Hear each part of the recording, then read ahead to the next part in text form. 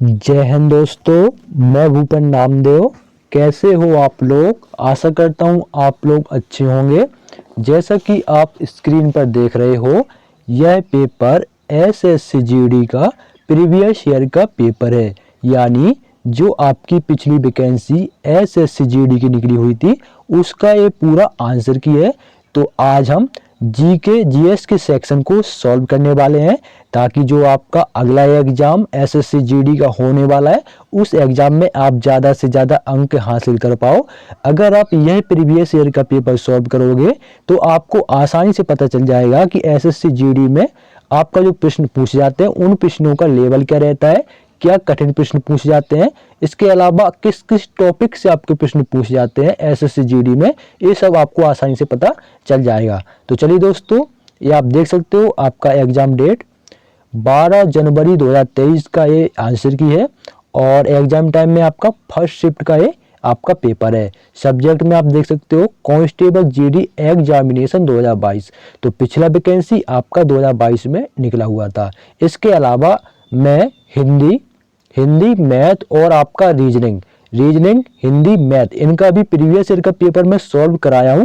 जो आपका 2022 में वैकेंसी निकली हुई थी, सभी जितने भी आपके प्रीवियस ईयर के पेपर हूँ सभी मैं सॉल्व करा चुका हूं। तो वीडियो प्ले लिस्ट में जाकर देख सकते हो। अब बारी है जीके जीएस की, तो चलते हैं जीके जीएस के सेक्शन के ऊपर। तो थोड़ा सा स्क्रॉल करेंगे और ये आप देख सकते हो आपका part B, section part B, general knowledge and general awareness.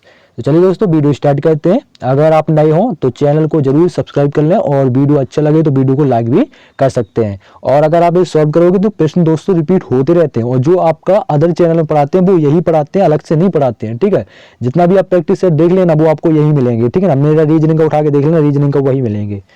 तो आपका पहला प्रश्न है, स्वदेशी आंदोलन का लोगों पर सबसे अधिक प्रभाव किस क्षेत्र में पड़ा? तो जब भारत में स्वदेशी आंदोलन हुआ तो सबसे ज्यादा प्रभाव आपका बंगाल के क्षेत्र में पड़ा। कहां पर? बंगाल के। तो ऑप्शन 3 में देखिए आपका बंगाल, तो ऑप्शन 3 में आपका बंगाल बिल्कुल सही होगा। स्वदेशी आंदोलन का प्रभाव बंगाल के क्षेत्र में सबसे अधिक पड़ा, तो ऑप्शन 3 आपका बिल्कुल सही होगा। बढ़ते हैं अगले प्रश्न की ओर।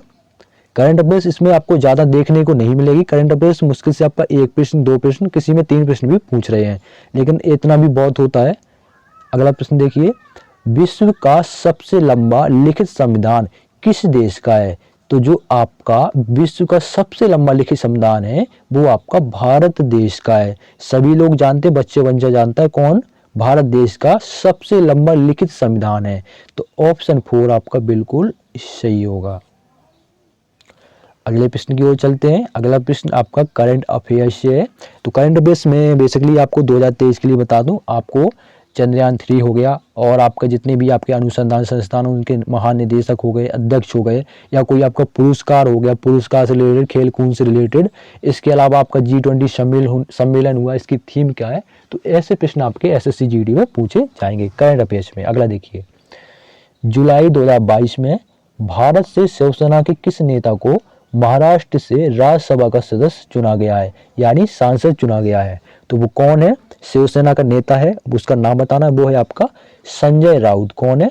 संजय राउत। तो ऑप्शन 1 बिल्कुल आपका सही होगा। और जो आपका उद्धव ठाकरे है, ये आपका शिवसेना का फिलहाल में अध्यक्ष है। ठीक है ना। और जो आपका आदित्य ठाकरे है, ये भैया उद्धव ठाकरे का लड़का है। और जो उद्धव ठाकरे है, बाल ठाकरे का ये बेटा है। ठीक है, बढ़ते हैं अगले प्रश्न की ओर। अगस्त 2022 में वैज्ञानिक और औद्योगिक अनुसंधान परिषद की पहली महिला महानिदेशक के रूप में किसे नियुक्त किया गया था? तो अगस्त 2022 के अनुसार आपको बताना है किसे नियुक्त किया गया था। उसका नाम है नल्ला थम्बी। क्या? नल्ला थम्बी कलाई शेल्वी। ऑप्शन 1 बिल्कुल आपका सही होगा। तो करंट अफेयर्स से आप खुद देख सकते हो, मैं क्या बोला, अध्यक्ष हो गए, आपके निदेशक हो गए, महानिदेशक, यहाँ से प्रश्न पूछे जा रहे हैं, तो इसको आपको पढ़ लेना है। और आपका स्टेट जी के जैसे आपका शास्त्रीय नृत्य हो गया, पर्व हो गए, वाद्य यंत्र हो गए, नदी हो गए, सहायक नदी, यहाँ से भी प्रश्न पूछे जाते हैं। अगला देखिए, बुद्ध पूर्णिमा जो गौतम बुद्ध के भक्तों द्वारा मनाई जाती है को निम्नलिखित में से किस राज्य में सागा दावा के नाम से भी जाना जाता है? सागा दावा के नाम से जाना जाता है। तो किस राज्य में जाना जाता है? वो है आपका सिक्किम राज्य में। किस राज्य में? सिक्किम राज्य में। तो ऑप्शन 1 आपका बिल्कुल सही होगा। अगला प्रश्न देखिए, अगला प्रश्न आपका खेल-कूद से। निम्नलिखित में से कौन एक क्रिकेटर नहीं है? तो आपके 4 ऑप्शन दिए गए हैं, तो सभी लोग जानते हैं सचिन तेंदुलकर भाई क्रिकेटर है, राहुल भी आपका क्रिकेटर है और आपका जवाहरलाल श्रीनाथ भी क्रिकेटर है। लेकिन जो आपका क्रिकेटर नहीं है वो है आपका साइना नेहवाल। ऑप्शन 1 बिल्कुल आपका सही होगा। अगला प्रश्न देखिए, रवि कीर्ति ने निम्नलिखित में से किस चालुक्य शासक की प्रशस्ति की रचना की थी? तो भैया किसकी की थी ये आपको बताना है। तो रवि कीर्ति ने पुलकेशन द्वितीय, किसकी? पुलकेशन द्वितीय की प्रशस्ति की रचना की थी। तो ऑप्शन 1 आपका बिल्कुल सही होगा, पुलकेशन द्वितीय। अगला देखिए, देखो शास्त्रीय नृत्य से आपका प्रश्न बहुत पूछे जा रहे हैं, तो शास्त्रीय नृत्य आपको जरूर पढ़ना है। तो प्रश्न है आपका, सत्रिया निम्नलिखित में से किस राज्य का शास्त्रीय नृत्य है? तो जो आपका सत्रिया है ये आपका असम राज्य का शास्त्रीय नृत्य है। इसके अलावा आपका जो सबसे नया शास्त्रीय नृत्य है वो है आपका कौन? सत्रिया। और सबसे पुराना शास्त्रीय नृत्य वो है आपका भरतनाट्यम, जो कि तमिलनाडु राज्य का है। उत्तर प्रदेश का राज्य का जो आपका शास्त्रीय नृत्य है उसका नाम है कथक। क्या नाम है? कथक। अगला प्रश्न देखिए, बैडमिंटन एकल खेल में यदि दोनों खिलाड़ियों के 29 अंक हैं तो उनमें से एक किस अंक पर खेल जीतेगा? तो उनमें से एक किस अंक पर खेल जीतेगा ये आपको बताना है। तो भाई वो 30वां अंक पर जीतेगा। कितने? 30वां अंक पर जीतेगा। तो ऑप्शन 4 आपका बिल्कुल सही होगा। अगला प्रश्न देखिए, ये प्रश्न आपका बहुत डीपली से पूछ ले बैडमिंटन वाला।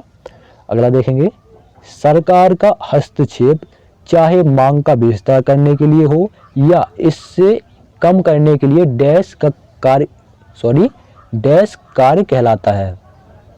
फिर से पढ़ लो इसको, सरकार का हस्तक्षेप चाहे मांग का विस्तार करने के लिए हो या इसे कम करने के लिए डैश कार्य कहलाता है। क्या कहलाता है?